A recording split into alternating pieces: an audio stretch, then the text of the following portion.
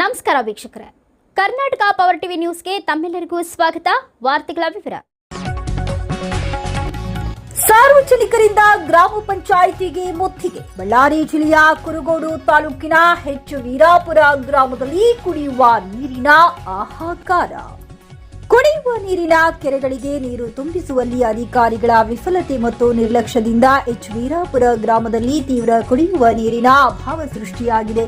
ಮುಖ್ಯಮಂತ್ರಿಗಳಾದ ಸಿದ್ದರಾಮಯ್ಯ ಅವರು ಬೇಸಿಗೆಯಲ್ಲಿ ನೀರು ಪೂರೈಸಲು ಜಿಲ್ಲಾಧಿಕಾರಿಗಳು ಮತ್ತು ಅಧಿಕಾರಿಗಳಿಗೆ ಖಡಕ್ ಸೂಚನೆ ನೀಡಲಾಗಿದ್ದರೂ ಕಾಮಗಾರಿಗಳ ವಿಳಂಬ ಮತ್ತು ಅಸಮರ್ಪಕ ನಿರ್ವಹಣೆಯಿಂದ ಕುಡಿಯುವ ನೀರಿನ ಕೆರೆ ಭರ್ತಿಯಾಗುತ್ತಿಲ್ಲ ಎಂದು ಎಚ್ ವೀರಾಪುರ ಗ್ರಾಮದ ಮಹಿಳೆಯರು ಮತ್ತು ಗ್ರಾಮಸ್ಥರು ಎಚ್ ವೀರಾಪುರ ಗ್ರಾಮ ಪಂಚಾಯಿತಿಯಲ್ಲಿ ಪಿಡಿಒ ದೇವರಾಜ್ ಅವರನ್ನ ತರಾಟೆಗೆ ತೆಗೆದುಕೊಂಡರು. ವರದಿಗಾರರು ಮೊಹಮ್ಮದ್ ರಫಿ, ಬಳ್ಳಾರಿ ಜಿಲ್ಲೆ.